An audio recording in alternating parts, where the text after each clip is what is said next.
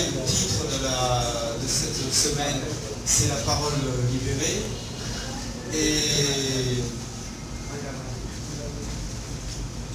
comment dirais-je, nous ouvrons cette semaine par une exposition au sujet grave, au sujet douloureux, une exposition de Pierre-Michel Jean, qui est à côté de moi, qui a fait un travail remarquable. L'expo s'appelle L'oubli pour mensonge. Comment vous dire, tout d'abord, ces images sont remarquables parce que ces images sont toutes en retenue, sont toutes en pudeur. Il y a un travail de photographe et de tirage qui est absolument merveilleux.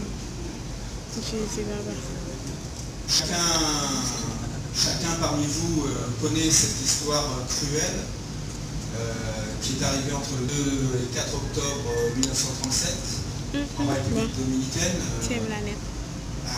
Un massacre, un génocide, dès lors qu'on tue exactement des enfants, des femmes, des hommes, uniquement parce qu'ils sont haïtiens.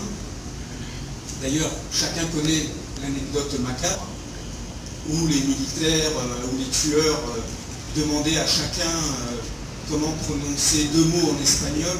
Je les ai notés. Donc c'était Perejil et Cotoro, puisque les tueurs n'arrivaient même pas à distinguer finalement qui étaient des leurs, qui n'étaient pas des leurs, et il fallait ce subterfuge médiocre, mesquin. Voilà. Je vais parler de la parole libérée, là on peut parler de la mémoire retrouvée. Et je trouve ce travail admirable. Le film qui est derrière vous est un témoignage que chacun doit connaître. Vous, jeunes haïtiens, devez écouter, devez regarder, parce que la guérison, c'est par les témoignages qu'elle vient. La guérison, les mots physiques, on sait, on peut aller voir le docteur, on sait que les douleurs psychiques liées à des traumatismes comme ceux-là se fait par la parole des témoignages, mais également la parole de ceux qui l'ont vécu.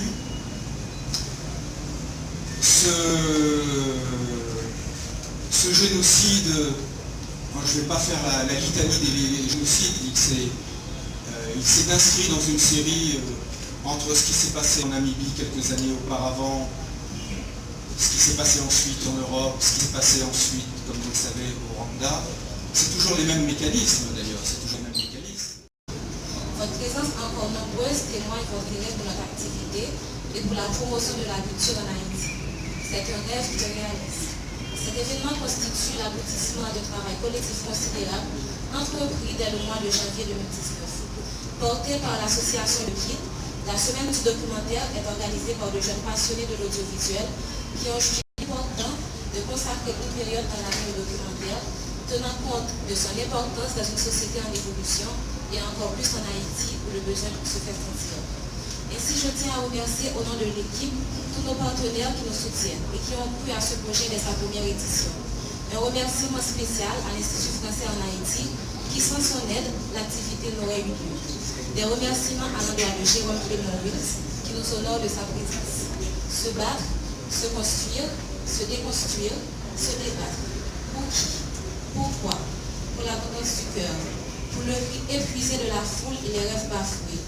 Filmer pour rester debout, face à son propre chaos, à ceux des autres aux barricades enflammées, aux balles perdues, aux écorchés, aux oubliés. Exprimer, dévoiler tout, raconter ce qui ne se dit pas, ce qui ne se dit plus, ce qui en dit trop, ce qui murmure, s'échappe, se tait. Choisir de porter à l'image ce qui n'appartiendra désormais plus à l'oubli. Et se souvenir, c'est une façon de ne pas reproduire les mêmes erreurs. Alors cette exposition L'oubli pour mensonge, je sais que par-delà l'île, il y a des personnes ou des forces qui aimeraient bien qu'on oublie cette histoire. Mais cette histoire, elle est formatrice de ce qu'on est comme peuple. Et une fois la frontière passée, involontairement, elle nous travaille. Moi, je vous invite à vous remémorer cette histoire, à faire corps avec pour apaiser la mémoire. Et je pense que la concorde, mais aussi cette amitié tant souhaitée entre République dominicaine et Haïti, doit inévitablement passer par là, par cette mémoire apaisée. Parler des sujets qui nous font mal, qui nous ont fait mal. Donc le massacre de 1937, c'est une pierre blanche dans l'histoire de nos deux peuples. Et j'arrête pas d'en parler depuis en France et je dis mais c'est pas possible, il y a une génération qui est en train de se lever en Haïti et qui a envie d'écrire son histoire. Et j'arrête pas d'en parler quoi. Et là je reviens, je suis arrivé hier, c'est comme si j'étais jamais parti. Et je suis vraiment impressionné. C'est à la hauteur de ce que j'attendais, je suis vraiment impressionné par cette programmation que je trouve à la fois pointue et grand public et surtout qui pose la question du regard. Et je trouve que l'exposition ce soir est vraiment à l'image de ce que c'est qu'un regard documentaire. On est en train de parler d'une thématique universelle.